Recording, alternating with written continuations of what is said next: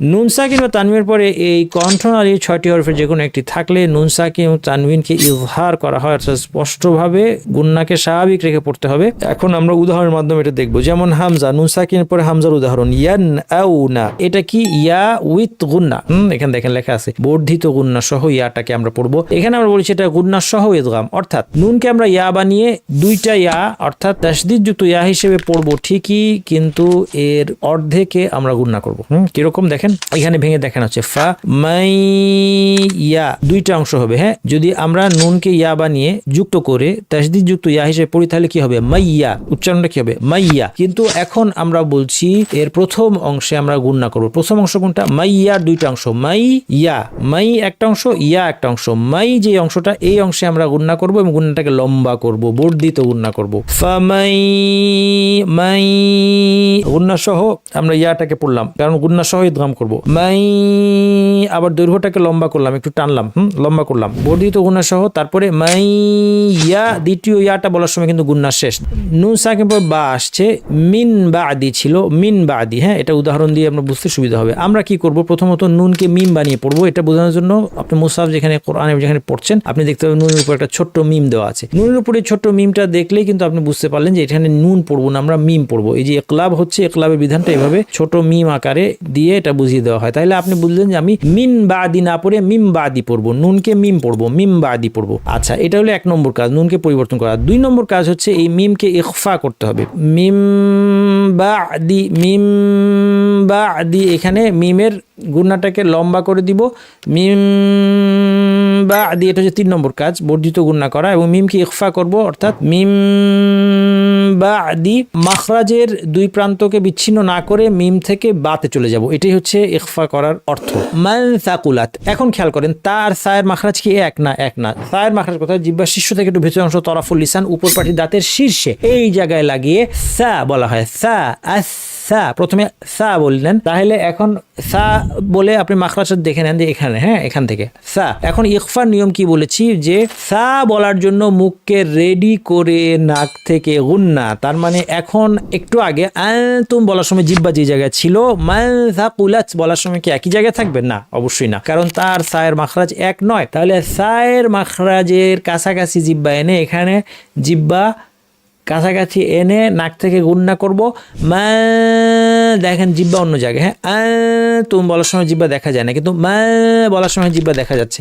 মা সাকুলাত, মা সাকুলাত। আলহামদুলিল্লাহি রাব্বিল আলামিন ওয়া সাল্লাল্লাহু ওয়া সাল্লাম আলা নবিয়িনা মুহাম্মদ ওয়া আলা আলিহি ওয়া সাহবিহি আজমাইন। আমাদের তাজবিদ কোর্সের আজকে অত্যন্ত গুরুত্বপূর্ণ ক্লাস, নুন সাকিন, মিম সাকিন এবং নুন এবং মিমের উপর তাজদিদ থাকলে কি বিধান প্রযোজ্য সেটা জানা। এই বিষয়টা তাজবিদের আলোচনার অন্যতম একটি বিষয় এবং এই বিষয়ে আমরা সব ধরনের জ্ঞাতব্যগুলো আজকে আলোচনা করব ইনশাআল্লাহ। আসুন আমাদের আজকে আলোচ্য বিষয়ে আমরা চলে আসি। আজকে আলোচ্য বিষয়ে 3টি তাসদীদ যুক্ত নুন এবং মিমের বিধান, এটা হচ্ছে 1 নম্বর। দ্বিতীয়ত নুন সাকিন এবং তানবিনের বিধান। তৃতীয়ত মিম সাকিনের বিধান। আসুন একটি একটি করে আমরা এই নিয়মগুলো দেখি।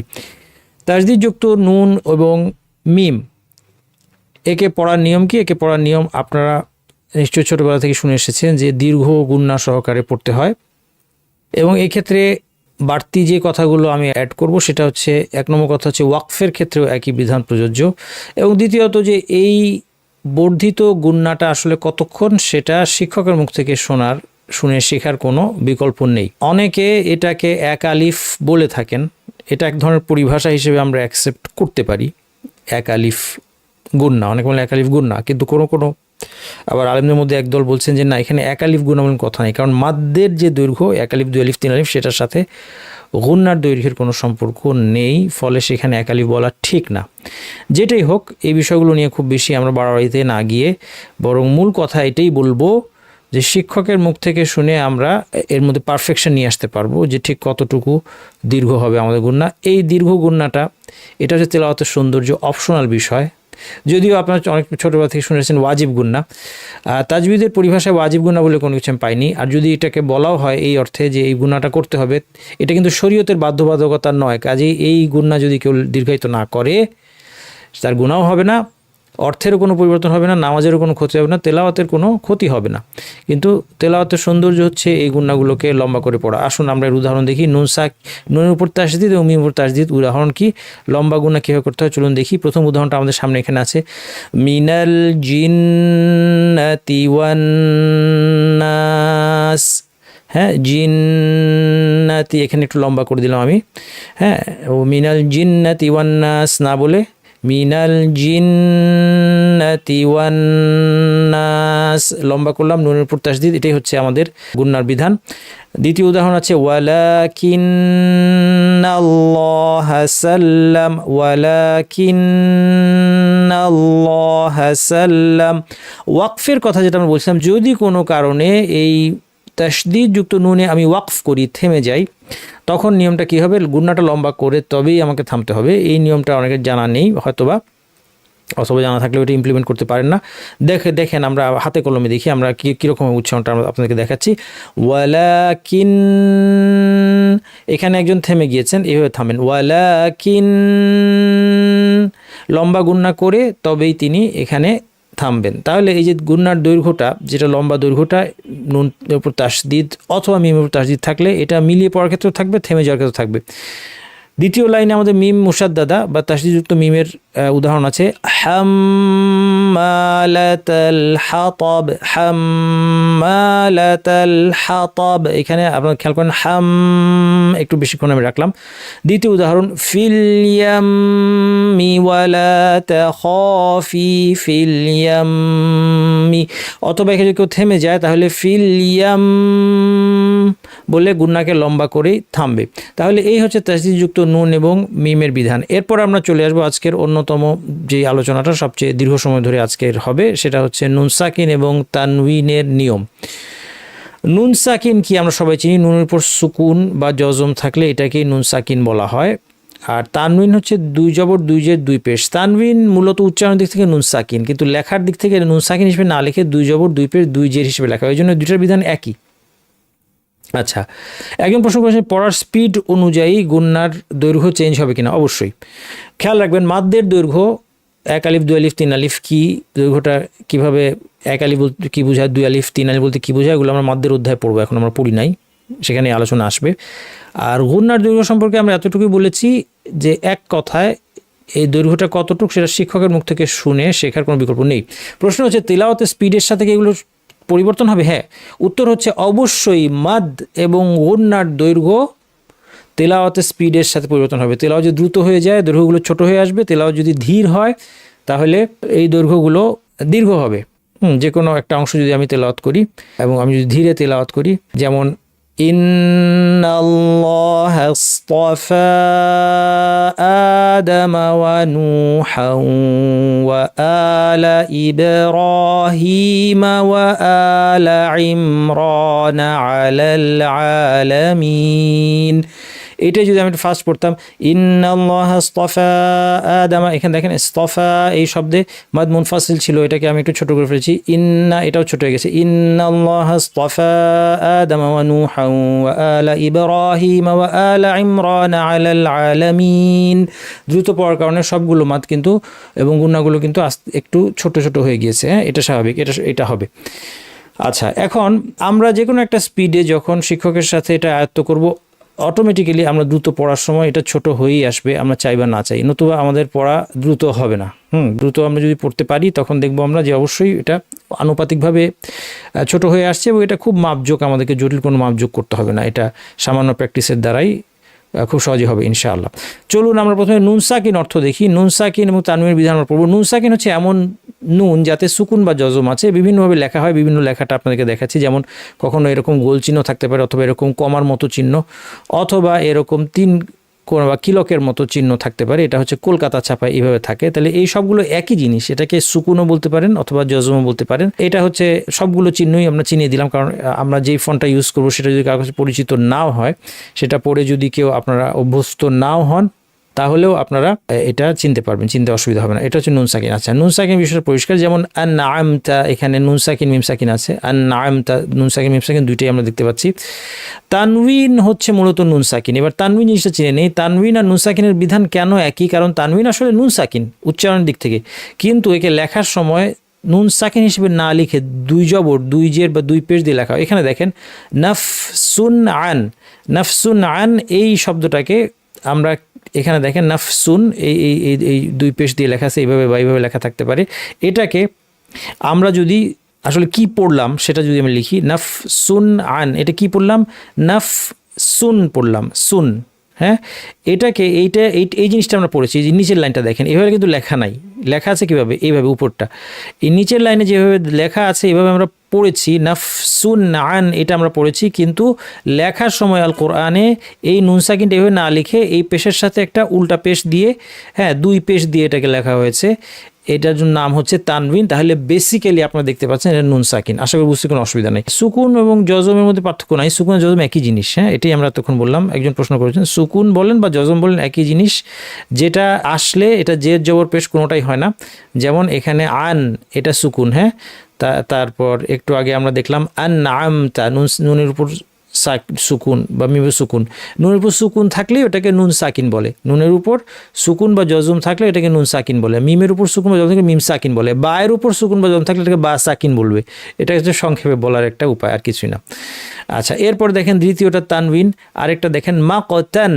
আচ্ছা, তখন দুই জবর দেওয়া হয়, দুই জবরের সাথে একটা আলিফ থাকে। হ্যাঁ, দুই জবরের সাথে একটা আলিফ থাকে, কিন্তু উচ্চারণটা কি? মা কতান, এটা হচ্ছে উচ্চারণ। এই যে নিচের লাইনটা হচ্ছে উচ্চারণ। হ্যাঁ, আমরা কি পড়েছি? মা কতান এইভাবে পড়েছি, তা জবর নুন সাকিন পড়েছি। আমরা কি পড়েছি? মা কতান তা জবর নুন সাকিন। কিন্তু লিখেছি কিভাবে? লেখার সময় কীভাবে লেখা থাকে কোরআনে? তায়ের উপর দুই জবর থাকে এবং সাথে একটা আলিফ থাকে। এই আলিফটা শুধুমাত্র থাকে কখন? দুই জবরের সাথে, দুই জবর, দুই পেশ বা দুই জেরের সাথে এই আলিফটা থাকে না, দুই জবরের সাথে এখানে আলিফটা থাকে। এই জন্য মা কতান শব্দে আমরা থামতে গেলে তখন এই আলিফটা যে টেনে থামি, মা কতা, এটা মাদ্দের মধ্যে আমরা দেখবো, এটার নাম হচ্ছে মাদ ইওয়াদ। তাহলে এই গেল তানউইন নিয়ে কথা। তাহলে এই জন্যই আপনারা এখন বুঝতে পারলেন যে কেন নুন সাকিন আর তানউইনের বিধান একই। কারণ তানউইন বেসিক্যালি নুন সাকিন, তানউইন নুন সাকিন একই জিনিস, শুধু লেখার রীতি আলাদা, এই হচ্ছে পার্থক্য। কিন্তু উচ্চারণ রীতি এক, এই জন্য নুন সাকিন তানউইনের বিধান একসাথে আলোচনা করা হয়। নুন সাকিন তানউইনের চারটি বিধান, ইজহার, ইদগাম, ইকলাব এবং ইখফা। একটা একটা করে আমরা দেখব, টেনশনের কোনো কারণ আমাদের নেই। প্রথম বিধান হচ্ছে ইজহার। ইজহার অর্থ আবিধানিক অর্থ প্রকাশ করা, স্পষ্ট করা, পারিভাষিক অর্থ একই। উভয় হরফকে নিজ মাখরাজ থেকে স্বতন্ত্রভাবে স্পষ্টভাবে উচ্চারণ করা। হরফ হামজাহা আইন হা গাইন খা, অর্থাৎ নুন সাকিন বা তানউইনের পর হামজাহা আইন হা গাইন খা, ছয়টা হরফ, সবগুলো হালকের হরফ, কণ্ঠনালীর হরফ। এই ছয়টার একটা যদি আসে তাহলে নুন সাকিন অথবা তানউইনকে, নুন সাকিন বা তানউইনের পরে আসছে ছয়জনের একজন, তাহলে নুন সাকিন বা তানউইনকে স্পষ্ট করে গুন্নাকে স্বাভাবিক গুন্নায় রেখে উচ্চারণ করতে হবে। গুন্নাকে আমরা বাড়াবো না, স্পষ্ট করে গুন্না স্বাভাবিক রেখে তাকে উচ্চারণ করবো, নুন সাকিন তানউইনকে, এবং তার পরের হরফকে উচ্চারণ করবো। অর্থাৎ দুইটা হরফ আসছে, নুন সাকিন বা তানউইন, তার পরের জন হামজা হা আইন হা গাইন খা, ছয়জনের একজন। তাহলে নুন সাকিন বা তানউইনকেও আমরা গুন্না স্বাভাবিক রেখে স্পষ্ট করে পড়বো, পরের হরফটাকেও আমরা স্বাভাবিকভাবে স্পষ্ট করে পড়ব। যেই ছয়টা হরফের জন্য ইজহার হয়, এই ছয়টা হরফ হচ্ছে হালকের ছয়টি হরফ। হামজা হা হালকের গোড়া থেকে, আইন হা হালকের মধ্যভাগ থেকে, গাইন খা হালকের শীর্ষ থেকে। মাখরাজ পড়ার সময় এটা আমরা দেখেছি, এখানে নতুন কিছু নাই। উল্লেখ্য যে এই ছয়টাই হচ্ছে কণ্ঠনালীর হরফ, কণ্ঠনালীর গোড়া বা হালক, কণ্ঠনালী বা হালক, গোড়া, মধ্যভাগ, শীর্ষ। হামজা হা আইন হা গাইন খা আমাদের আপনাদের মুখস্থ হয়ে যাওয়া উচিত।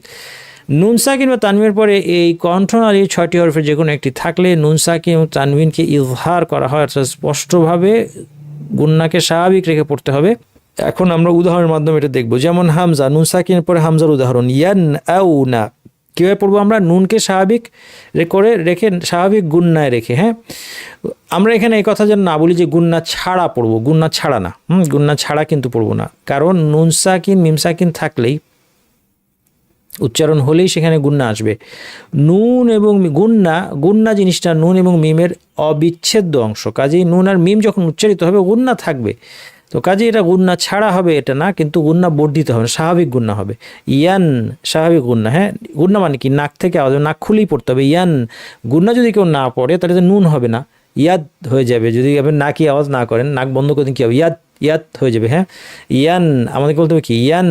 তাহলে গুন্না আমি করছি, কিন্তু গুন্নাকে বর্ধিত করছি না, স্বাভাবিক রেখেছি। কেন? কারণ পরের হরফটা কি?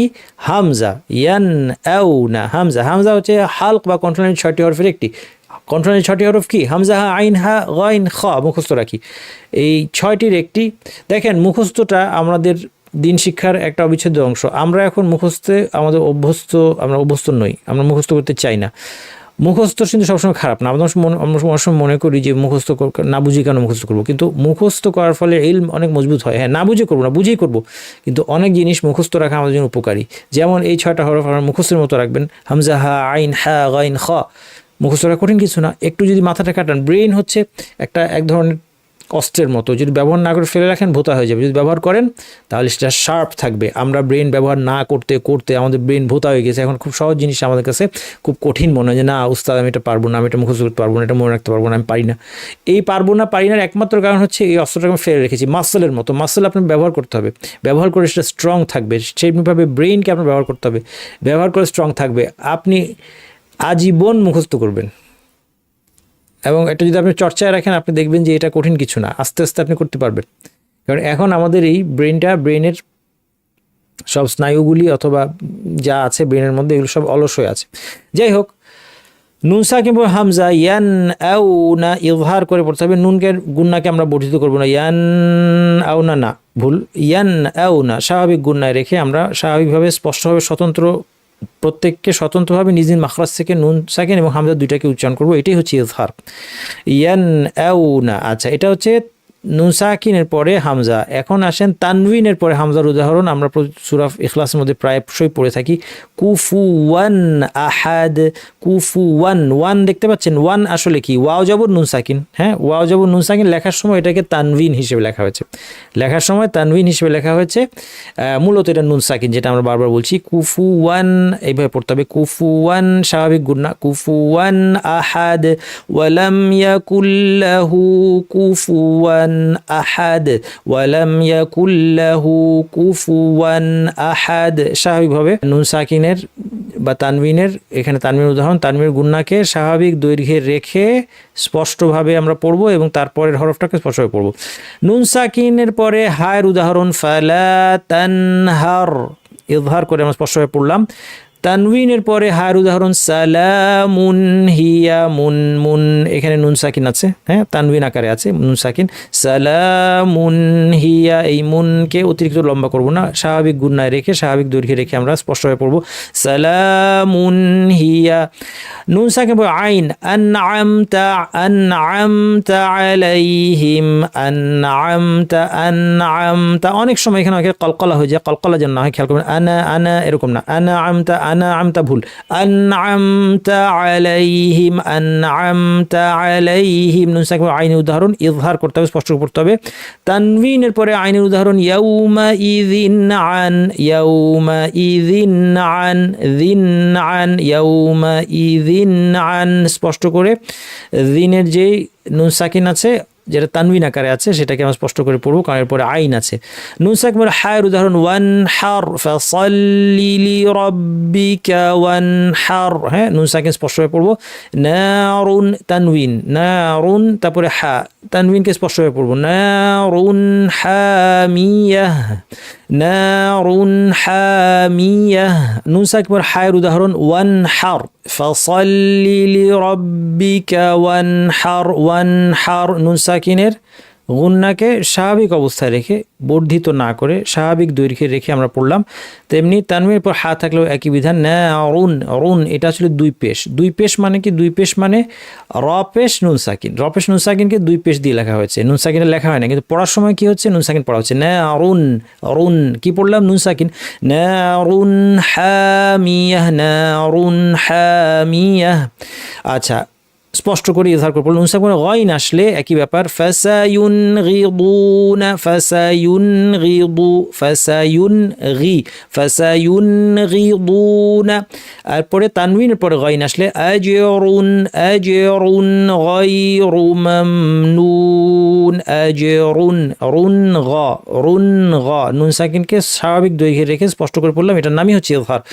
আজরুন গায়রু মামনুন, এখানে দুই পেশ আছে। উস্তাদ নুন সাকিন কেন বললেন? কারণ এটা তানউইন আসলে উচ্চারণের দিক থেকে নুন সাকিন, কাজে তানউইনকে নুন সাকিন বললে দোষ নাই, কিন্তু লেখা হয় তানউইন আকারে অর্থাৎ দুই পেশ দিয়ে, কিন্তু উচ্চারণের দিক থেকে নুন সাকিন। শুধু নুন সাকিন তানউইন একই জিনিস। আজরুন গায়রু মামনুন, নুন সাকিন পর খ, মান খাফা স্বাভাবিকভাবে, অথবা তানউইনের পর খ, যাররাতিন খায়রা ফামান ইয়ামাল মিসকালা যাররাতিন খায়রান ইয়ারাহ। এটা আমাদেরকে ছোটবেলা থেকে শেখানো হয়েছে, এই দুটো আয়াত পড়ার সময় পরপর একই রকম আয়াত, কিন্তু যাররাতিন খায়রা বলার সময় তিন খায়রা, যাররাতিন খায় হবে না, হ্যাঁ যাররাতিন খায় হবে না, কারণ কি তানউইনের পর খ আসছে, কন্ট্রোনালি হরফ আসছে খ, ফলে এটাকে আমাদের তানউইনকে স্পষ্ট করে, অর্থাৎ তানউইনের মধ্যে যে নুন সাকিনটা আছে এটাকে স্পষ্ট করে উচ্চারণ করতে হবে, গুন্নাকে বর্জিত করা যাবে না। যাররাতিন খায়রান ইয়ারাহ, কিন্তু পরের আয়াতে ومن يعمل مثقال ذرة শা, এখানে তিন শা, এটা কি করলাম? এটা একটা অন্য বিধান ইখফা, কারণ এখানে তানউইনের পরে শিন এসেছে, সেখানে কি হয়? ইখফা হয়, এটা আমরা পরে দেখব।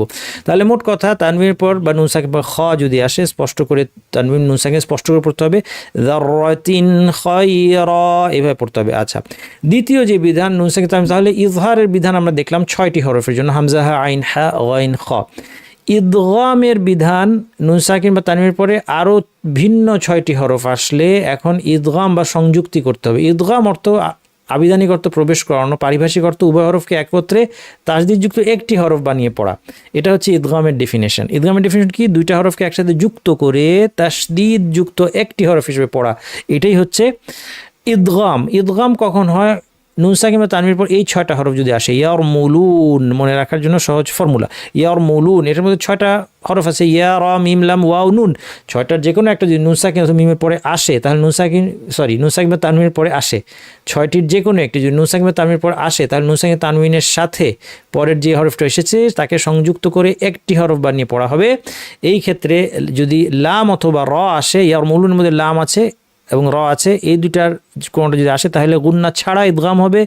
যদি বাকি চারটাকে মনে রাখা সহজ, ইয়ারমুলুনকে আবার দুইভাবে ভাগ করা হচ্ছে, একটা হচ্ছে লাম এবং র একদল, আরেকটা হচ্ছে বাকি চারজন একসাথে ইউ মিনু, সহজভাবে মনে রাখার জন্য ইউ মিনুর সাথে যখন ইদগাম করবো, নুন সাকিন তানউইনের পর ইউ মিনু, এই চারজনের একজন আছে, ইয়া ওয়াও মিম নুন, সেই ক্ষেত্রে কি করতে হবে? ইদগাম হবে, এবং সেই উদ্গামটা হবে গুন্না সহ ইদগাম। নুন সাকিন তানউইন ইদগাম সম্পর্কে আমরা কি জানলাম? ইদগাম মানে যুক্ত করে দুইটা হরফকে এক হরফ বানিয়ে তাসদিদ দিয়ে পড়া, এটা 1 নম্বর ইদগামের সংজ্ঞা। নুন সাকিন বা তানউইন ইদগাম কখন হয়? নুন সাকিন তানউইনের পরে 6টি হরফের একটি যদি আসে। কোন 6টি হরফ? ইয়ারমুলুন শব্দে যে 6টি হরফ আছে, ইয়া রা মিম লাম ওয়াও নুন, এই 6টির একটি যদি আসে নুন সাকিন তানউইনের পরে, তাহলে নুন সাকিন তানউইনের সাথে পরের হরফটিকে যুক্ত করে ইদগাম করে পড়া হবে। সেই যুক্ত করার পদ্ধতিটা আবার 2 রকম, যদি লাম অথবা র আসে গুন্না ছাড়া ইদগাম হবে, যদি বাকি চারজনের কেউ আসে তো গুন্না সহ ইদগাম হবে। আসুন উদাহরণ দেখি। প্রথম উদাহরণ হচ্ছে নুন সাকিন তানউইনের পর লাম আসলে কি হবে? নুন সাকিন পর লাম আসলে কি হবে? ইদগাম যুক্ত হয়ে যাবে, দুইটা হরফ মিলে একটি হরফ হয়ে যাবে এবং কোনো গুন্না অবশিষ্ট থাকবে না, কারণ এখন আমরা গুন্না ছাড়া ইদগামের কথা বলছি। কাজে দেখেন নুন সাকিন পর লাম আসছে, ইয়াকুন লাহু না বলে আমরা ইয়াকুল্লাহু বললাম। দুইটাকে যুক্ত করা মানে প্রথম হরফটা দ্বিতীয় হরফে রূপান্তরিত হবে। তাহলে প্রথম হরফটা ছিল নুন সাকিন, এটা লাম হয়ে যাবে। তাহলে লাম হয়ে যাওয়ার পরে দুইজনের ইদগাম, দুইটা লাম, তাহলে দুইটা লাম যুক্ত হয়ে ইদগাম হয়ে যাবে। ইয়াকুল্লাহু পড়া হবে, নুনের কোনো রেশ মাত্র থাকবে না, শুনে বোঝা যাবে না এখানে নুন ছিল। যে ভাষা জানে না সে বুঝতে পারবে না যে এখানে কী ছিল, নুন ছিল না কী ছিল। হ্যাঁ, ভাষা জানে না, না দেখলে বুঝতে পারবে না, দেখলে তাকালে বুঝতে পারবে। তানউইনের পরে লাম, এই ওয়াইলুন, তানউইন ছিল 2 পেশ। হ্যাঁ, ওয়াইলুন 2 পেশকে লেখার কিন্তু বিভিন্ন রীতি আছে, এগুলো কিছু অর্থ আছে, বিস্তারিত যাব না আমরা। কিন্তু 2 পেশ এভাবে লেখা হতে পারে, একটা উল্টা থাকতে পারে, একটা সোজা থাকতে পারে, যেটাই হোক 2 পেশ মানেই তানউইন মানে নুন সাকিন। ওয়াইলুন লি, এটাকে আমরা পড়ি কি? ওয়াইলুল্লি কুল্লি, এখানে কোনো নুন আছে, কেউ পড়লে বুঝবে না। ওয়াইলুল্লি কুল্লি, না জানলে, ভাষা না জানলে অথবা এখানে মুসাফের দিকে না তাকালে সে বুঝবে না যে এখানে আদৌ কোনো নুনের ব্যাপার ছিল। তাহলে কীভাবে পড়া হয়? ওয়াইলুল্লি কুল্লি, এটাই হচ্ছে গুন্না ছাড়া ইদগাম করলাম, তাই না? নুন সাকিন পর র, যেমন আন রব্বিহিম, এখানে নুন সাকিন র আছে, কি ধরনের ইদগাম হবে? গুন্না ছাড়া ইদগাম হবে, অর্থাৎ নুনকে র বানিয়ে দুইটা রকে যুক্ত করে তাসদিদ দিয়ে একটি র বানিয়ে আমরা পড়বো আর রব্বিহিম। আর রব্বিহিম, কোনো নাক নাই, আর রব্বিহিম, খেয়াল করবেন, হ্যাঁ, শুনলে বোঝা যাবে না নুন ছিল, আর রব্বিহিম গুন্না ছাড়া। এখানে দেখেন তানউইন দুই জেরের পর র আছে, এসেছে ঈশা তিন র, তিন র, এখানে দুই জের বা তানউইনের সাথে যে নুনটা ছিল সেটাকে র বানিয়ে দুইটা র একসাথে করে সংযুক্ত করে গুন্না ছাড়া পড়ব, কোনো নুনের চিহ্ন মাত্র রেশ মাত্র থাকবে না। ঈশা তির র দুইয়া পড়া হবে, কেউ বুঝবেই না এখানে কোনো নুন ছিল। ঈশা তির র দুইয়া, কোনো নাকি আওয়াজ বা গুন্না থাকবে না। এটা হচ্ছে গুন্না ছাড়া ইদগাম। কখন হয়? নুন সাকিমা তামির পর লাম অথবা র আসলে। গুন্না সহ ইদগাম চারটা আছে, একটা একটা করে আমরা দেখি। প্রথমটা হচ্ছে ইয়া। এখানে কি হচ্ছে আমরা একটু ভেঙে দেখি। যেমন নুন সাকিন পর ইয়া এসেছে মান ইয়ামাল, এখানে আমরা বলছি এটা গুন্না সহ ইদগাম, অর্থাৎ নুনকে আমরা ইয়া বানিয়ে দুইটা ইয়া অর্থাৎ তাসদিদ যুক্ত ইয়া হিসেবে পড়ব ঠিকই, কিন্তু এর অর্ধেকে আমরা গুন্না করব। কিরকম দেখেন, এখানে ভেঙে দেখানো হচ্ছে ফা মাই ইয়া, দুইটা অংশ হবে। হ্যাঁ, যদি আমরা নুনকে ইয়া বানিয়ে যুক্ত করে তাসদিদ যুক্ত ইয়া হিসেবে পড়ি তাহলে কি হবে? মাইয়া, উচ্চারণটা কি হবে? মাইয়া। কিন্তু এখন আমরা বলছি এর প্রথম অংশে আমরা গুন্না করব। প্রথম অংশ কোনটা? মাইয়ার দুইটা অংশ, মাই ইয়া, মাই একটা অংশ, ইয়া একটা অংশ। মাই যে অংশটা, এই অংশে আমরা গুন্না করব এবং গুন্নাটাকে লম্বা করব, বর্ধিত গুন্না করব।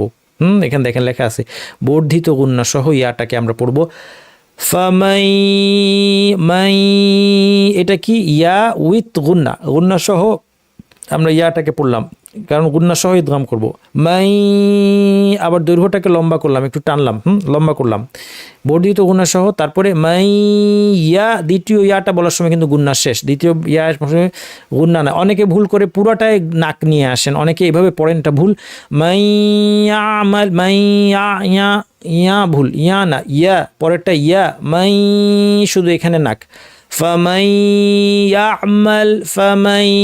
يعمل مثقال فمن يعمل من الصالحات, বিভিন্ন জায়গায় আছে মাই ইয়ামাল, এখানে এভাবে পড়তে হবে। একই রকম নিয়ম, নুন সাকিব ইয়া থাকলে কি করতে হবে? আমরা দুইটা ইয়া বানিয়ে পড়বো, দুইটা ইয়া একসাথ করে তাসদিদ দিয়ে পড়বো ঠিকই, কিন্তু প্রথম অর্ধেকে অর্থাৎ সুকুন পর্যন্ত, মাই এটুকু হচ্ছে সুকুন, তারপর ইয়া হচ্ছে ইয়া জবর, জবর আসার আগ পর্যন্ত, হরকত আসার আগ পর্যন্ত সুকুন পর্যন্ত গুন্না করব। মাই অর্ধেক গুন্না, ইয়া বলার সময় গুন্না শেষ। ফামাই ইয়ামাল, একই বিধান সবখানে। পরেরটা দেখেন ইয়াউমা ইযি, গুন্না থাকবে, ইয়া, ইয়া বলার সময় গুন্না শেষ। ইয়াউমা ই, কারণ এখানে তানওয়িনের পর ইয়া এসেছে, তাহলে গুন্না সহ, বর্ধিত গুন্না সহ ইদগাম করতে হবে, বর্ধিত গুন্না সহ ইদগাম করতে হবে। ইয়াউমা ইযি ইয়াতাযাক্কার, يومئذ নাক, يومئذ يتذكر, এভাবে পড়তে হবে। 2 নম্বর হচ্ছে নুন সাকিন পর ওয়াও। নুন সাকিন পর ওয়াও আসলে মিন ওয়া, নুনকে কি করব? ওয়াও বানিয়ে মিউয়া বলবো, মিউয়া মিউয়া মিউয়া। প্রথম অংশে ঠিক আগের মতো একই কথা, প্রথম অর্ধেকে লম্বা গুন্না, তাহলে মিউয়া না বলে মিউ, এটা হচ্ছে প্রথম অর্ধেক, মিউ প্রথম অর্ধেক, ওয়া হচ্ছে পরের অর্ধেক। মিউ বলার সময় গুন্না, বর্ধিত, একটু লম্বা, মিউ ওয়া, ওয়াল পরের অংশে গিয়ে কিন্তু আর গুন্না নাই, মিউ ওয়া, ওয়া না, মিউ ওয়া না, মিউ ওয়াল, এইভাবে পড়তে হবে। লাহা বিন ওয়া, হ্যাঁ, লাহা বিন ওয়া, একই ব্যাপার। বিন ওয়া আছে, আমরা কি পড়বো? যুক্ত করে বিউয়া পড়বো, কিন্তু বিউয়া এভাবে গুন্না ছাড়া না, আমরা কি করব? গুন্না করব। গুন্নাটা কেমন? বর্ধিত। কখন গুন্নাটা হবে? প্রথম অর্ধেক। হ্যাঁ, প্রথম অর্ধেক কোনটুক? বিউ। পরের অর্ধেক কি? ওয়া। গুন্না কোথায়? প্রথম অর্ধেকে, বিউ গুন্না, ওয়া বলার সময় গুন্না শেষ। আশা করি খুব পরিষ্কার। লাহা বিউ ওয়া, ওয়াতে গুন্না, লাহা বিউ ওয়া না, বিউ ওয়া, বিউ ওয়া, হ্যাঁ, লাহা বিউ ওয়া তাব, লাহা বিউ ওয়া তাব, এইভাবে। হ্যাঁ, নুন সাকিব পর যদি মিম আসে একই কথা, যেমন নুন সাকিব মিন, মিন মাসাদ, নুন চেঞ্জ হয়ে মিম হয়ে যাবে এবং এখন পুরোটাই গুন্না থাকবে, কারণ মিম মানেই গুন্না। তাহলে এখানে অর্ধেকের মধ্যে গুন্না এটা বলবো না, সারাক্ষণই গুন্না থাকবে, বর্ধিত গুন্না। তাহলে আমরা পড়বো মিম মাসাদ, মিম মাসাদ, বর্ধিত গুন্না সহ ইদগাম হলো। গুন্না এখানে হবেই, আলাদা করে না বললেও এখানে গুন্না হবে, গুন্নাটাকে বর্জিত করতে, কারণ মিম আছে মানে গুন্না হবে। তাহলে নুন সাকিন পর মিম আসলো, নুনটা বিলুপ্ত হয়ে আমরা দুইটা মিম বানিয়ে তাসদিদ দিয়ে পড়লাম, তাসদিদ যুক্ত একটা মিম হিসেবে। আসলে দুইটা মিম না, মানে আমি বোঝাতে চাচ্ছি যে নুনটা পরিবর্তন হয়ে মিম হয়ে গেল, মিমের সাথে মিম যুক্ত হয়ে তাসদিদ যুক্ত একটা মিম হয়ে গেল, এবং সেটাকে গুন্নাটাকে লম্বা করে দিয়ে আমরা পড়লাম মিম মাসাদ। আচ্ছা, এরপর দেখেন তানউইনের পরে মিম, যেমন হাবেলুন মিন, আমরা সবাই জানি কীভাবে পড়তে হয় এটা, হাবেলুম মিন। এতদিন এভাবেই পড়ে এসেছি আমরা, কিন্তু হয়তো নিয়মটার নাম জানতাম না, নিয়মটার নাম এখন জানলাম। এটা সহ গুন্না সহ, এটা হলো নাম হলো গুন্না সহ ইদগাম, কারণ এখানে আসলে লুন ছিল তানউইন, সেটাকে আমরা মিমে পরিণত করেছি, দুইটা মিমকে একসাথ করে একটা মিম বানিয়ে তাসদিদ যুক্ত একটা মিম হিসেবে উচ্চারণ করেছি, হাবেলুম মিন, হাবেলুম মিন। তাহলে প্রথমটা হচ্ছে নুন সাকিন পর মিমের মিম আসলে গুন্না সহ ইদগামের উদাহরণ, পরেরটা হচ্ছে তানউইনের পর মিম আসলে গুন্না সহ ইদগামের উদাহরণ। বাকি রইল নুন সাকিন পর নুন। হ্যাঁ, এটা খুব সহজ, নুনের পর নুন আসলে দুইটা নুন একসাথ করে আমরা তাসদিদ যুক্ত একটি নুন বানিয়ে লম্বা গুন্না করে পড়ব, এটা হচ্ছে গুন্না সহ ইদগাম।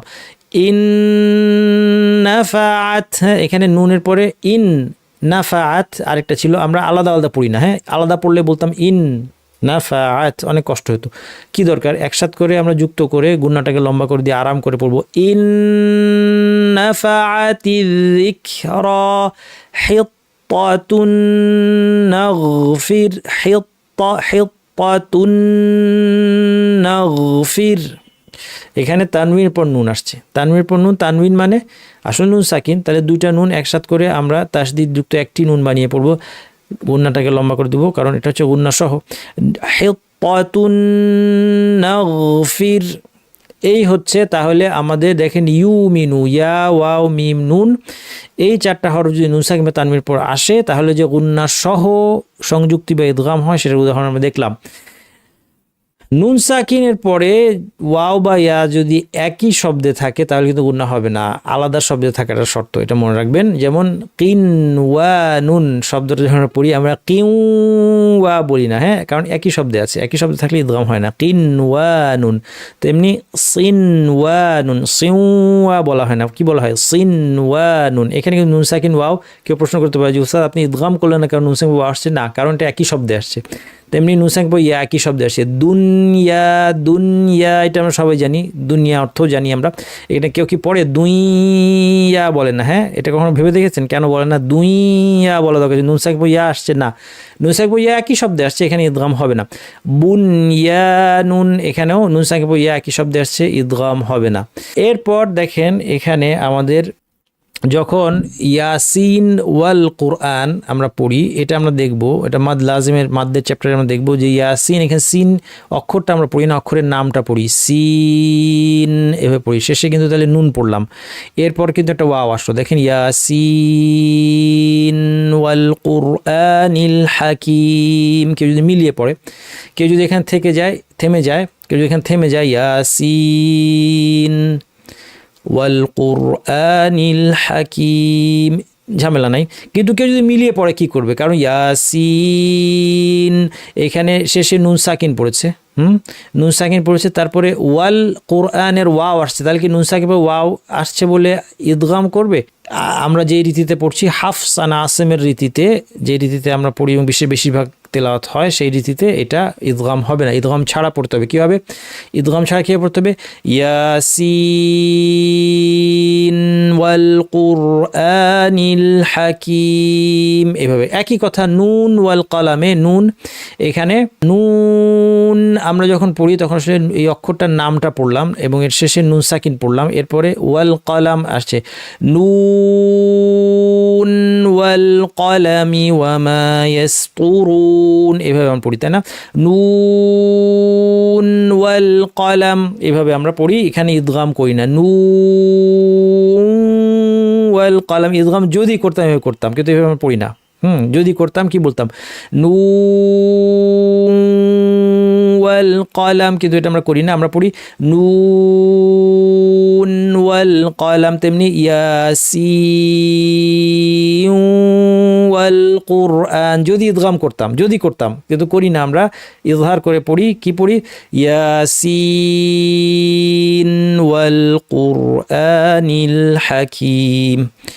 আচ্ছা, তাহলে এইসব জায়গায় ইদগাম হবে না। তেমনি সাক্তের জায়গায় ইদগাম হবে না। সাক্ত কি জিনিস? যেখানে আমরা নিঃশ্বাস না ছেড়ে নিঃশ্বাস ধরে রেখে একটু বিরতি দেই, ওয়াকফের চেয়ে একটু কম বিরতি, এটাকে সাক্ত বলে। সাক্তের বিস্তারিত নিয়মকানুন আমরা আলোচনা করবো, জানবো ইনশাআল্লাহ। যেমন ওয়াকিলামান রাক, এই জায়গাটাকে সাক্ত করে পড়া নিয়ম, অর্থাৎ ওয়াকিলামান বলে নিঃশ্বাসটা আটকে ফেললাম, ছাড়লাম না, নতুন করে নিঃশ্বাস নিব না, বিরতি দিব। কতক্ষণ? ওয়াকফ করলে, থেমে গেলে। ওয়াকফ করা মানে নিঃশ্বাস ছেড়ে দিয়ে নতুন নিঃশ্বাস নেওয়া। এর জন্য যে সময় লাগে তার চেয়ে কম সময় থামবো। ওয়াকিলামান রাক, এই জায়গাতেও কিন্তু আমরা ইদগাম করি না, কারণ যদি আমরা ইদগাম করতাম আমরা কি পড়তাম? ওয়াকিলা মাররাক, মাররাক পড়তাম, কিন্তু এখানে মাররাক কেন পড়লাম না? কারণ আমরা এখানে সাক্ত করেছি, সেই জন্য আমরা এখানে ইদগাম করি নাই। এটা ইদগামের নিয়মের এক্সেপশন। তৃতীয় বিধান হচ্ছে, তাহলে নুন সাকিনের বা তানওয়িনের পরে আমরা 6টা হরফ, হালকের হরফ হামজা, আইন, হা, গাইন, খা থাকলে ইজহার করব। ইয়ার মুলুন, এই 6 জনের একজন থাকলে আমরা ইদগাম করব। 3 নম্বর হচ্ছে ইকলাব করা। ইকলাব কখন করতে হয়? ইকলাব করতে হবে যদি নুন সাকিনের পরে বা আসে, মাত্র একটা হরফের ক্ষেত্রে। এর অর্থ, আবিধানিক অর্থ উল্টানো। এটাকে ইকলাব, কেউ কেউ বলছেন ইকলাব বলা ঠিক না, কলব, এটাকে বলছেন, নাম দিয়েছেন কলব। একটা পারিভাষিক ব্যাপার, এটা নিয়ে খুব বেশি আমাদের মতভেদ করার প্রয়োজন নাই। কেউ কেউ বলছেন কলব শব্দটা লিঙ্গুইস্টিক্যালি প্রেফারেবল, আবার কেউ কেউ ইকলাব শব্দটা ব্যবহার করেন। আমরা ইকলাব শব্দ যেহেতু বাংলা ভাষাভাষীর বেশি পরিচিত, এই জন্য ইকলাব রাখলাম। এর আবিধানিক অর্থ হচ্ছে উল্টানো। পারিভাষিক অর্থ হচ্ছে নুন সাকিন বা তানউইনকে মিমে রূপান্তরিত করে ইখফা ও বর্ধিত গুন্না সহকারে উচ্চারণ করা। হরফ হচ্ছে বা। আচ্ছা, দেখেন এখানে কি বলছে? নুন সাকিন বা তানউইনকে মিমে পরিবর্তন করা। ইকলাবের মানে পরিবর্তন করা বা উল্টানো, চেঞ্জ করে ফেলা। তাহলে আমরা নুনকে চেঞ্জ করে ফেলবো। নুনকে কি পড়বো? নুন সাকিন তানউইন বা আসছে, এটাকে আমরা মিম বানিয়ে পড়বো। এটা হচ্ছে 1 নম্বর কাজ। কিন্তু আরও 2টা কাজ। 2 নম্বর ইখফা করতে হবে, এটা আমরা দেখবো এখন কি জিনিস।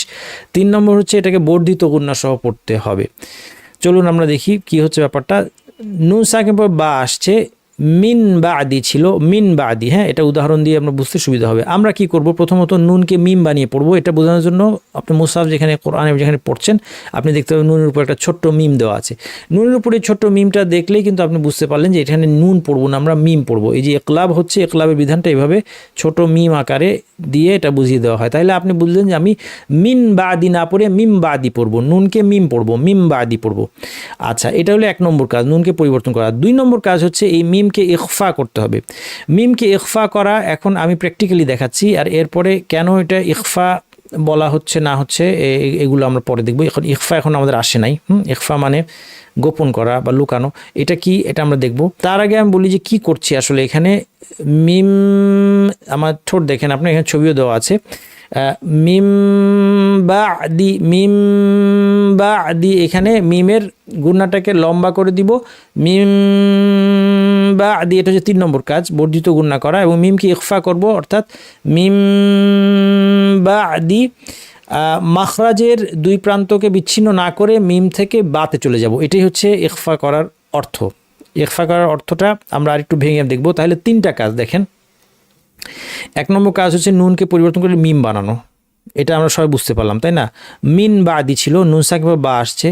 অথবা দ্বিতীয় উদাহরণে তানউইনের পর বা আসছে, সাবা ইম বি, এখানে ইন ছিল, সাবা ইন ছিল, এখানে 2টা জের ছিল, কিন্তু লেখার রীতিতে মানে বোঝানোর জন্য কোরআনের রীতিতে এখানে ওই জেরের একটা জের সরিয়ে উপরে মিম দিয়ে দেওয়া হয়েছে, যেন সাধারণ পাঠক আমাদের মতো আমরা বুঝতে পারি যে এখানে ইকলাব হবে। নতুবা মূলত এখানে 2 জের ছিল, সাবা ইন বি ছিল, কিন্তু তানউইনটাকে নুন সাকিন তানউইনের পর বা আসলে যেহেতু মিম পড়া হয়, এই জন্য একটা জের সরিয়ে উপরে কি দেওয়া হয়েছে?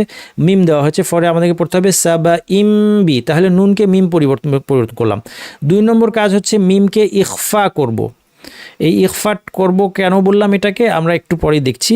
সেটা কি জিনিস? সেটা হচ্ছে আমরা মিম থেকে মাখরাজের যে 2টা অংশ পরস্পর স্পর্শ করেছে, এতে কোনো পরিবর্তন না এনে আমরা বাতে চলে যাব। অর্থাৎ একে আগের অবস্থায় ফিরিয়ে না এনে আমরা সরাসরি বাতে চলে যাব, মিম থেকে সরাসরি আমরা বাতে চলে যাব, এটা হচ্ছে ইখফা। এবং সাথে গুন্নাটাকে বর্ধিত করব, সাবা ইম বি মিম বাদি। হ্যাঁ, সরাসরি বাতে চলে গেলাম, মিম থেকে সরাসরি বাতে চলে, কথা অর্থ কি, মিম বাদি না বলে মিম বাদি, অর্থাৎ মিম শেষ করে আবার নতুন করে দুইটা মাখরাজের দুই প্রান্তকে না লাগিয়ে, দুই প্রান্ত লাগানোই ছিল, আমরা শুধু অক্ষরটাকে শিফট করলাম, কারণ মিম এবং বা দুইটাই হচ্ছে ছোট থেকে আসছে। মিম থেকে বাতে আমরা শিফট করে চলে গেলাম, মাখরাজকে নতুন করে আমরা প্রস্তুত করিনি। এটাকেই বলা হচ্ছে মিমকে ইখফা করা। আর বর্ধিত গুন্না বুঝতেই পেরেছেন যে একটু সময় দিলাম এখানে, মিম বা আদি না বলে আমরা বলবো মিম, একটু সময় দিয়ে মিম বা আদি সাবা ইম বিনাবা। আচ্ছা, এই ধরনের এই যে ইকলাব অথবা ইকলাবের মধ্যে তাহলে তিনটা কাজ, নুনকে মিমে পরিবর্তন করা, 2 নম্বর হচ্ছে মিমটাকে ইখফা করা, 3 নম্বর হচ্ছে বর্ধিত গুন্না করা। এর মধ্যে এই যে মিমটাকে ইখফা করা, এই ইখফা করার ক্ষেত্রে কোন আলেমদের একটা মাযহাব আছে, আলেমদের একটা আরেকটা মত আছে, তারা বলছেন, কেউ বলছেন যে দুই ঠোঁটের মাঝখানে ফাঁকা থাকবে। এটা অনেকে হয়তো আপনার উস্তাদের কাছে শিখেছেন, দুই ঠোঁটের মাঝখানে ফাঁকা রাখা। দুই ঠোঁটের মাঝখানে ফাঁকা থাকবে কি থাকবে না, এটা নিয়ে আসলে তাজউইদের পণ্ডিতদের মধ্যে বর্তমান সময়ে একটা মতভেদ আছে। আমি ব্যক্তিগতভাবে আমার ক্ষুদ্র জ্ঞান বলবো না, আমি জ্ঞানীদের কাছ থেকে ক্ষুদ্র যা আরোহণ করতে পেরেছি, অর্থাৎ বা শুনতে পেরেছি, জানতে পেরেছি, বা তাদের বক্তব্য শুনেছি, সেই বক্তব্যের আলোকে আমি ব্যক্তিগতভাবে কনভিন্সড যে দুই ঠোঁটের মধ্যে ফাঁকা থাকবে না। আচ্ছা, কিন্তু আমরা এটা নিয়ে ঝগড়াঝাটি করব না। তো সেই জন্য আপনারা কেউ যদি বলেন যে আমার উস্তাদ আমাকে শিখিয়েছে দুই ঠোঁটের মাঝে ফাঁকা রাখতে হয়, হয়েই পড়বো, আলহামদুলিল্লাহ, আমার কিছু বলার নাই সেটা নিয়ে। আমার কাছে আবার কেউ যদি শিখতে আসেন, তাহলে আমি বলবো যে না, ফাঁকা রাখবেন না। মজার হচ্ছে আমার উস্তাদ, যার কাছ থেকে আমার সনদ, তিনি কিন্তু আমাকে ফাঁকা রাখতেই শিখিয়েছেন, এইভাবেই আমরা প্রথমে শিখেছিলাম। কিন্তু পরবর্তীতে বর্তমান সময়ের এক্সপার্টদের কথার আলোকে আমার কাছে মনে হয়েছে যে ফাঁকা রাখার যে মতটা, এই মতটা সঠিক নয়, বরং ফাঁকা থাকবে না, এই মতটাই সঠিক। আমি আমার ব্যক্তিগত প্রেফারেন্সটা বললাম, আপনাদের প্রেফারেন্স সেটা আপনাদের কাছে। আমার কাছে কেউ শিখতে আসলে আমি এখন বলি যে ফাঁকা রাখার দরকার নাই, বরং ফাঁকা রাখাটা জটিল, হ্যাঁ, ফাঁকা না রাখাটাই সহজ, এবং এটাই সঠিক বলে মনে হয়। মিম বা আদি এভাবে, অথবা সা বা ইম বিনা বা। তাহলে মোট কথা খুব সহজভাবে যদি আমরা এই পুরো কথাটাকে সামারাইজ করতে চাই, নুন সাকিন তানবির বা আসলে কী পড়বো, মিম বানিয়ে পড়বো, আর মিমের গুণাটাকে লম্বা করে দিব। সাধারণ মানুষের জন্য এইটুকু যথেষ্ট। মিন বা আদি আছে, আপনি সহজ করে পড়েন, মিম একটু লম্বা করেন, মিম বা আদি সা বা ইন বিনা বা আছে, একটু সহজ করে পড়েন, সা বা ইম বিনা বা। এই হচ্ছে ইকলাবের বিধান। তাহলে কয়টি হরফ গেল আমাদের? 13টা হরফ চলে গেল। প্রথমে নুন সাকিন তারপরে 6টা হরফ হলে ইজহার, হামজা হা আইন হা গাইন খা, আরও 6টা হলে ইদগাম ইয়ারমুলুন, একটা যদি বা আসে তাহলে ইকলাব, নুন সাকিনকে পরিবর্তন করে মিম বানিয়ে পড়তে হবে। 3টা বিধান চলে গেল, বাকি রইল 13টা চলে গেছে, বাকি 15টা হরফ আসতে পারে নুন সাকিনের পরে। সেই 15টা হরফের ক্ষেত্রে যে বিধান, সেটার নাম হচ্ছে ইখফা। তার আগে আমরা একটা জিনিস দেখি যে এই যে ধরেন ইমবি, এই জিনিসটা একটু বুঝিয়ে দিই। সংজ্ঞার মধ্যে আমরা দেখব যে ইখফা হচ্ছে ইজহার এবং ইদগামের মধ্যবর্তী অবস্থা। এই জিনিসটা আমি একটা ছবি আকারে এটা আপনাদেরকে সহজ করে বুঝিয়ে দিব। ইজহার আমরা শুরুতে দেখেছি যে প্রত্যেকটা হরফকে নিজ নিজ মাখরাজ থেকে স্বতন্ত্রভাবে স্পষ্ট করে উচ্চারণ করা। ইদগাম হচ্ছে দুইটা হরফকে একই হরফ বানিয়ে তাজদিদযুক্ত একটি হরফ বানিয়ে উচ্চারণ করা, মানে দুইজন একজন একজনের মধ্যে মিশে গেল, এটা হচ্ছে কি ইদগাম। দুইজন সম্পূর্ণ আলাদা থাকলো, এটা হচ্ছে কি ইজহার। এই দুইয়ের মাঝামাঝি হচ্ছে ইখফা। কেন আমি দেখাচ্ছি, দেখেন একটা উদাহরণ দিয়ে দেখেন। মনে করেন এখানে আমাদের ইমবি, এটা কোথেকে নিলাম আমরা, সাবা ইমবি, এখান থেকে ইমবি শুধু আমরা বাছাই করলাম, ঠিক আছে।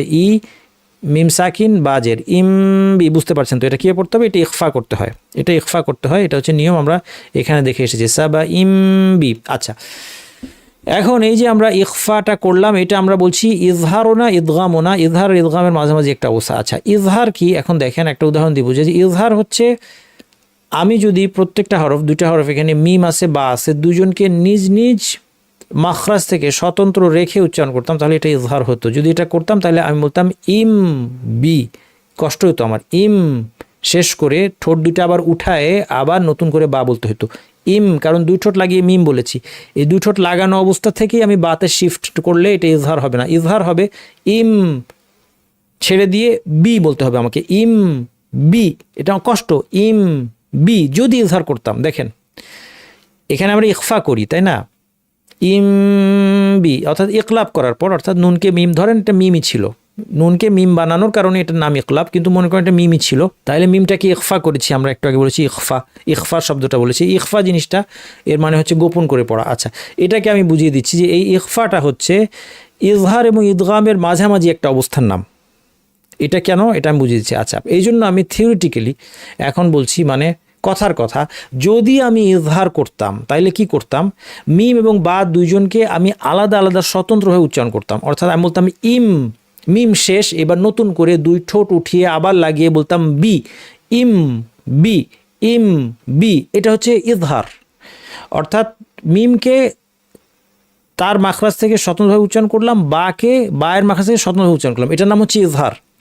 এটার উদাহরণ হচ্ছে যে এই যে হামজা, মনে করেন হামজা মেয়ের বিয়ে, এখন বিয়ের কার্ড দেওয়ার জন্য সে তার দুই বন্ধু মিম আর বায়ের বাসায় যাবে। একবার সে মিমের বাসায় গেল, কার্ড দিয়ে আবার নিজের বাসায় আসলো, আবার তারপরে বায়ের বাসায় গেল, বায়ের বাসায় কার্ড দিয়ে তারপর আবার নিজের বাসায় আসলো। এই যে সে একবার ইম শেষ করে ওর কাজটা শেষ করে, মিমকে কার্ড দেওয়ার কাজটা শেষ করে আবার বায়ের কাছে গেল, এই জিনিসটা ইজহার মতো, খেয়াল করেন, একটু একটা এক্সাম্পল দিলে বুঝতে সুবিধা হবে, সেটা ইজহার। যদি ইজহার করতাম, আচ্ছা 2 নম্বর দেখেন, যদি ইদগাম করতাম তাহলে কি হতো, ইদগাম করলে এখন হামজা মিমকে বলতো যে দুইজনের বাসায় যাওয়া আমার জন্য কষ্ট, তুমি ভাই এক কাজ করো, তুমি বায়ের বাসায় আসো, আমি বায়ের বাসায় যাচ্ছি, সেখানে আমি দুইজনকেই বিয়ের কার্ড দিব। খেয়াল করেন, সেই জন্য দুইবার, একবার মিমের কাছে বায়ের কাছে গেল না, সে সরাসরি বায়ের কাছে চলে গেল। এটা হচ্ছে যদি ইদগাম করতাম, তাসদিদ যুক্ত একটা হরফ বানিয়ে আমি পড়তাম ইব্বি, যদি ইদগাম করতাম, যুক্ত করতাম। তাহলে যদি ইজহার করতাম, হ্যাঁ, তাহলে হামজা একবার মিমের বাসায় যেত, একবার বায়ের বাসায় যেত, ইম বি এভাবে পড়তো। ইম বলার পর দুই ঠোঁট আবার আগের জায়গায় নিয়ে স্বাভাবিক অবস্থায় নিয়ে আবার লাগিয়ে বি। যদি ইদগাম করতাম তাহলে দুইবার দুইটা হরফ আমরা পড়তাম না, দুইটা হরফকে একসাথ করে ফেলতাম, দুইজনকে এক ঘরে ঢুকিয়ে দিতাম, মিমকে বায়ের বাসায় নিয়ে আসতাম, তারপরে বলতাম ইব্বি।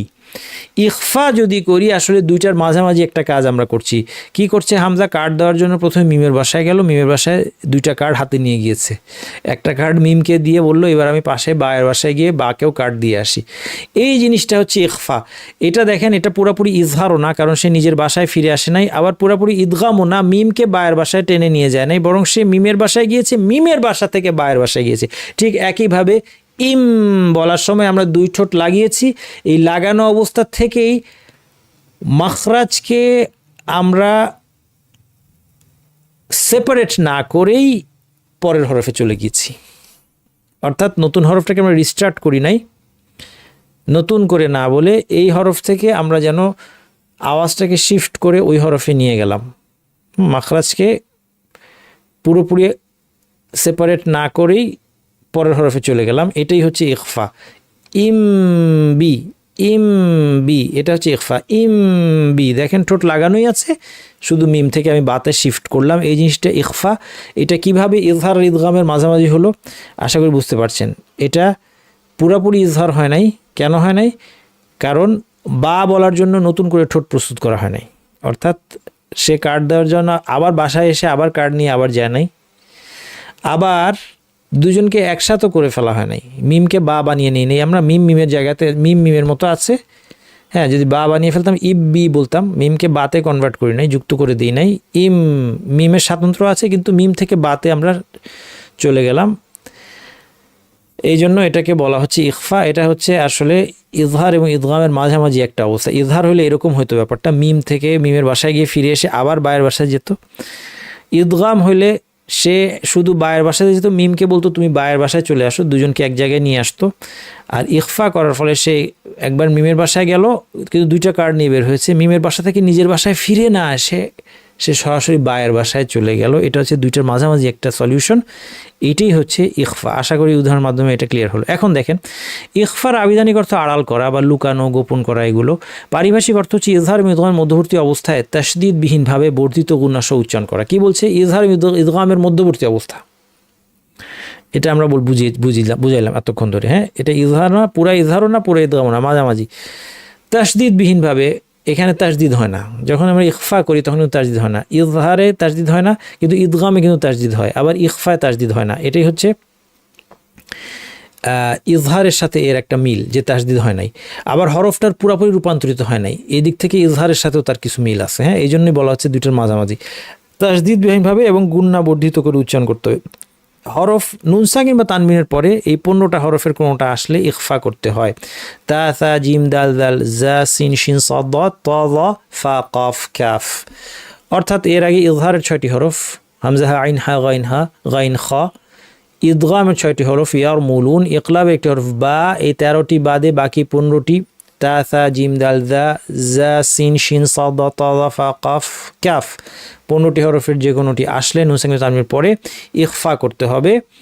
কিভাবে করতে হবে এখন আমরা দেখি। করণীয় কি? দুইটা কাজ ইখফা করার জন্য করণীয়, যেমন উদাহরণ হচ্ছে আনতুম, নুন সাকিন তা আসছে, তাহলে আমাদের নুন সাকিনকে ইখফা করে পড়তে হবে। কী করতে হবে? দুইটা কাজ।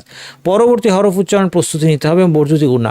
পরবর্তী হরফ উচ্চারণ প্রস্তুতির মানে হচ্ছে জিব্বা বা পরের হরফ, জিব্বাকে পরের হরফ মাখরাজের কাছাকাছি নিতে হবে, অথবা মুখকে পরের হরফ বলার জন্য রেডি করতে হবে। অর্থাৎ তুম পড়ার সময় আমরা যখন বলবো তখন মুখ তা বলার জন্য রেডি হয়ে আছে। কথার মানে কি?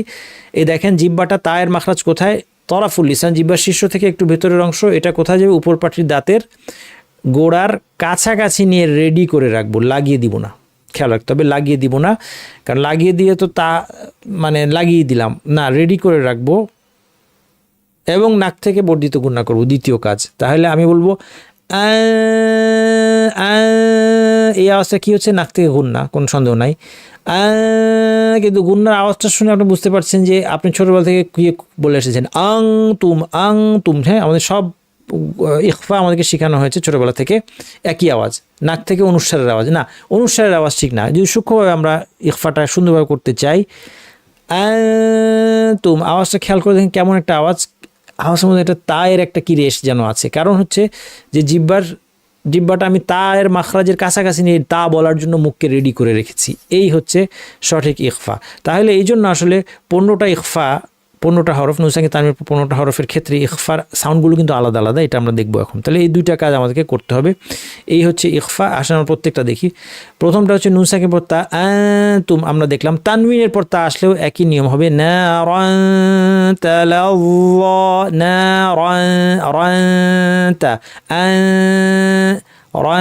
একই আওয়াজ না।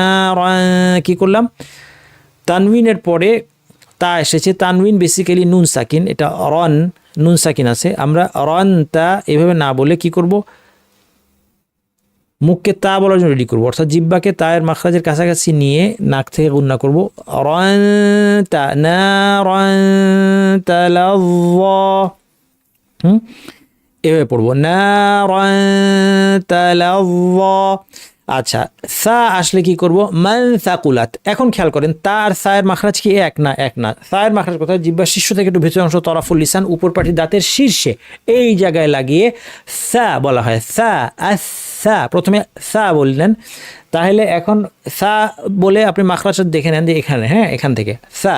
এখন ইখফার নিয়ম কি বলেছি? যে সা বলার জন্য মুখকে রেডি করে নাক থেকে গুন্না। তার মানে এখন একটু আগে তুম বলার সময় জিব্বা যে জায়গায় ছিল, মানসাকুলাত বলার সময় কি একই জায়গায় থাকবে? না, অবশ্যই না, কারণ তার সায়ের মাখরাজ এক নয়। তাহলে সায়ের মাখরাজের কাছাকাছি জিব্বা এনে, এখানে জিব্বা কাছাকাছি এনে নাক থেকে গুন্না করব।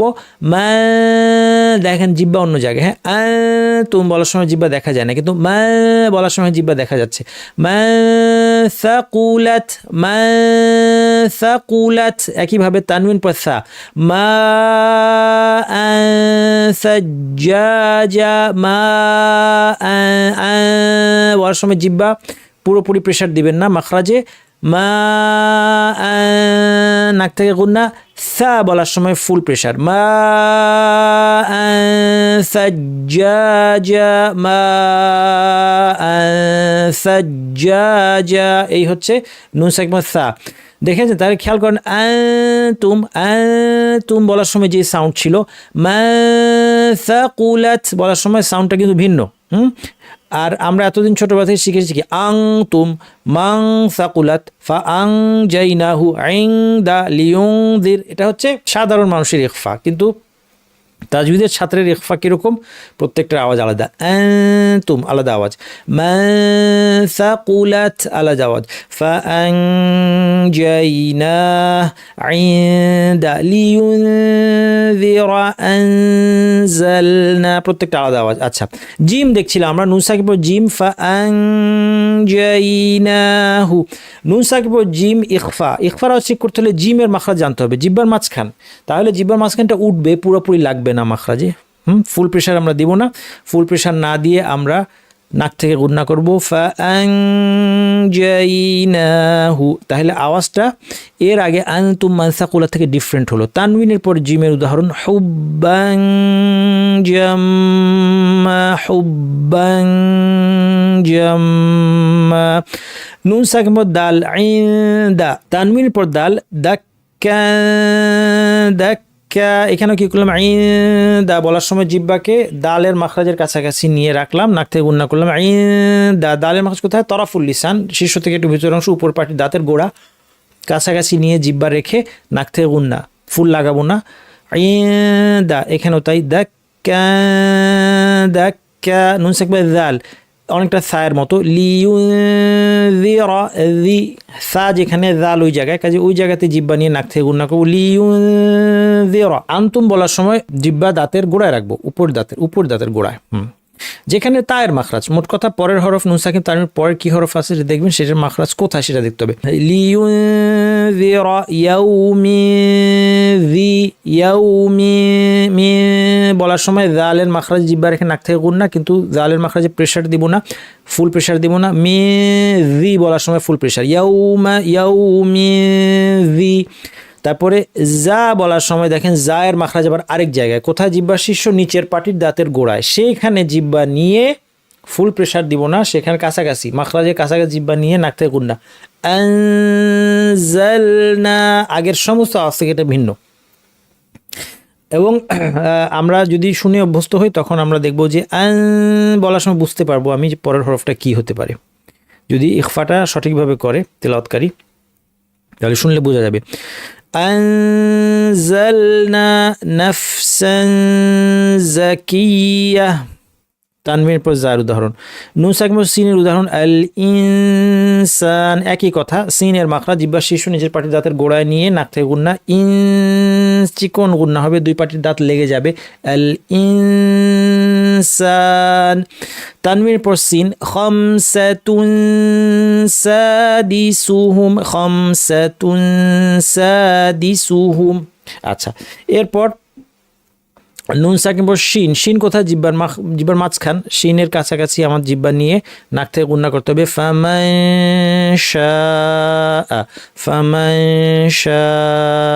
তানওয়িনের পরে সাবআন শিদাদা, তানওয়িনের পর শিন এসেছে, তানওয়িন বেসিক্যালি নুন সাকিন, সাবআন দুই জবর দিয়ে লেখা আছে যদিও, কিন্তু পড়ার সময় কি পড়লাম, নুন সাকিন পড়লাম, সাবআন, তারপর শিন আছে জিব্বার মাঝখানটা উঠিয়ে, সাবআন শিদাদা, নুন সাকিন সাদ, ফানসাব। আচ্ছা, সাদের ক্ষেত্রে দেখেন সাদ আর সিনের মাখরাজ একই, জিহ্বার শীর্ষ নিচের পাটির দাঁতের গোড়ায় লাগিয়ে অথবা কাছাকাছি নিয়ে নাক থেকে গুন্না করবো, কিন্তু সাদ হচ্ছে ভারী হরফ, ফলে গুন্নাটাও ভারী হবে, এটা মনে রাখবেন। যদি হরফটা ভারী হয় গুন্নাটা কি হবে, ভারী হবে। তাহলে আমরা এখানে ফানসাব বলবো না, আমরা বলবো ফানসাব। ইনসান সিন ছিল, ফান বললেই বোঝা যাচ্ছে পরেরটা সিন হবে না, সাদ, ফান, কারণ গুন্নাটা ভারী হয়ে গেছে। হ্যাঁ, যেহেতু পরের হরফটা ভারী, এই জন্য ইখফার যে গুন্নাটা, সেই গুন্নাটাকে ভারী করতে হবে। ফানসাব ভারী করবেন কীভাবে, আওয়াজটাকে উপর ঠেলার মাধ্যমে, ফানসাব। তানওয়িনের পর সাদের উদাহরণ,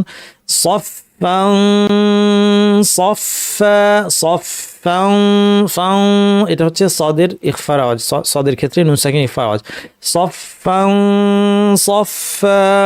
নুন সাকিন বদ এসেছে, বদের মাখরাজে জিব্বা নিয়ে ফুল প্রেশার না দিয়ে নাক থেকে গুন্না করবো, মাউ বু, বদ বলার জন্য মুখ রেডি, মাউ নাক থেকে গুন্না, বদ বলার জন্য মুখ রেডি, নাক থেকে গুন্না, মাউ বুদ। কুওয়াতিন দাফা, কুওয়াতিন দাফা, তানওয়িনের পর বদ এসেছে, কুওয়াতিন বলার সময় জিব্বা আমি বদের মাখরাজে নিয়ে গেছি, ফুল প্রেশার দিই নাই, নাক থেকে গুন্না করছি, কুওয়াতিন। বলার সময় ফুল প্রেশার দিলাম, কুওয়াতিন দাফা। আচ্ছা, ত নুন সাকিন ত এবং এখানেও দদ নুন সাকিন দদ এবং তানবির পর দদের ক্ষেত্রেও ইখফাটা কি ছিল? ভারী ছিল। কেন? কারণ দদ ভারী। একইভাবে ত জ পরের দুটো হরফেও ইখফা ভারী হবে। নুন সাকিন ত ইয়াং তুইকু ইয়াং বলার সময় ত এর মাখরাজের কাছাকাছি জিব্বা নিয়ে রাখবো। ত এর মাখরাজ কোথায়? উপর পাটি দাঁতের গোড়ায় জিব্বার তরফ নিয়ে কাছাকাছি রেখেছি, নাক থেকে গুন্না করছি এবং যেহেতু ত ভারী হরফ গুন্নাটা ভারী। ইয়াং তুইকু তেমনি তানবির পর ত বালদাতুন তাইয়্যিবাহ বালদাতুন তাইয়্যিবাহ। নুন সাকিন য ফানজুরু এখানেও আমার জিব্বাকে য এর মাখরাজ নিতে হবে, অর্থাৎ তরফুল লিসান উপর পাটি দাঁতের শীর্ষে এখানে ফাঁ কিন্তু ভারী, আওয়াজটাকে উপর ঠেলতে হবে। ফাঁ বলার সময় মাখরাজে ফুল প্রেশার দিব না, জু বলার সময় ফুল প্রেশার দিব। ফানজুরু এখানে তানবিন পর যিল্লান যালিলা। নুন সাকিন তারপরে য আসলে যেহেতু য ভারী হরফ এই জন্য ইখফাটা ভারী করতে হবে। ইখফা ভারী করতে হলে করণীয় কি? আওয়াজটাকে উপর দিকে ঠেলতে হবে। যে কোনো ভারী আওয়াজ করতে চাইলে আওয়াজটা উপর দিকে ঠেলতে হবে। আমরা কল্পনা করবো যে আওয়াজটা উপরে উঠে যাচ্ছে, হ্যাঁ, যেমন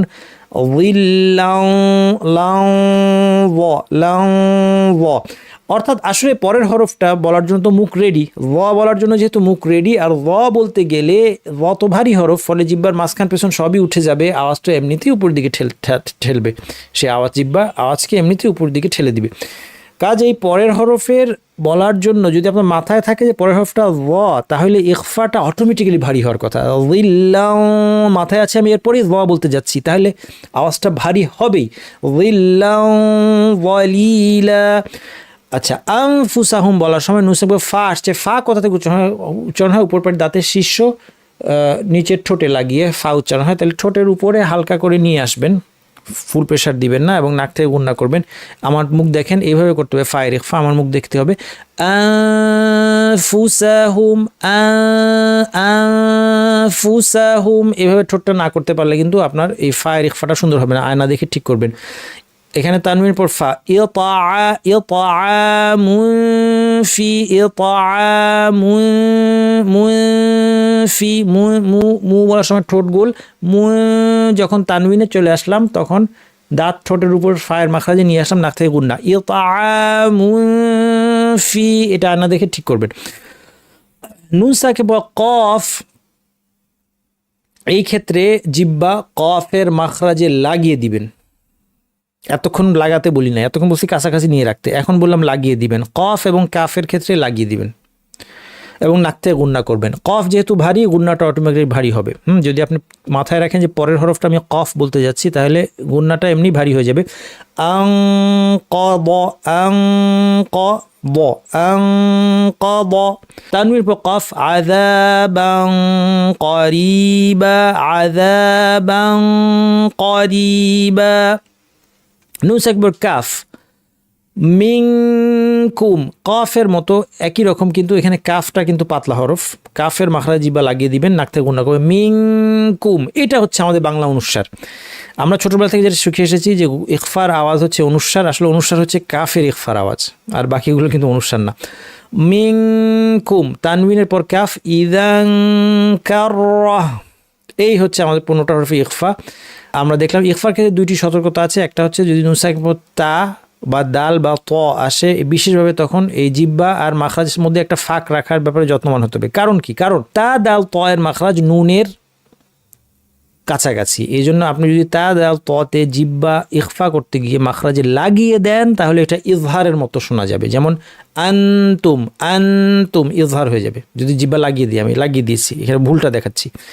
আনতুম জিব্বা লাগিয়ে যেতে, এটা নুনের ইজহারের মতো হয়েছে, ইখফা হয় নাই। ফাঁকা রাখার ব্যাপারে যত্নবান হতে হবে, আমাদেরকে বলতে হবে আনতুম ফাঁকা রেখে আনতুম আনতুম না আনতুম আনতুম না আনতুম। হ্যাঁ, عندنا عندنا عند ينطقنا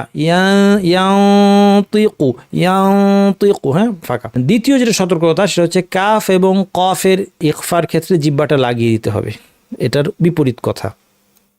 যেমন মিনকুম বলার সময় জিব্বা লেগে যাবে মাখরাজে, অথবা মিন ক্বাবলু কফ থাকলেও একই নিয়ম। তাহলে সতর্কতা দুইটা কি, তা দাল তয়ের নিকট ইখফার ক্ষেত্রে মাখরাজে জিহ্বাকে স্পর্শ না করার ব্যাপারে যত্নবান হতে হবে। কফ এবং কাফের নিকট ইখফার ক্ষেত্রে জিহ্বাকে পরবর্তী হরফের মাখরাজে স্পর্শ করাতে হবে। মিম সাকিনের তিনটি বিধান, একটা হচ্ছে ইখফা, একটা হচ্ছে ইদগাম, একটা হচ্ছে ইজহার। এতক্ষণে আমরা এই তিনটা সম্পর্কে জানি। হ্যাঁ, ইখফা হচ্ছে কি? ইখফা হচ্ছে ইজহার এবং ইদগামের মাঝামাঝি একটা অবস্থা, যেই অবস্থায় আমরা একটা হরফ থেকে পরের হরফে শিফট করে চলে যাই এবং তাসদিদবিহীনভাবে আমরা পড়ি, তাসদিদ দিয়ে পড়ি না এবং গুন্না বর্ধিত করে পড়ি। এই বিষয়টার নাম হচ্ছে ইখফা, যেটা আমরা উদাহরণ দিয়ে দেখেছি।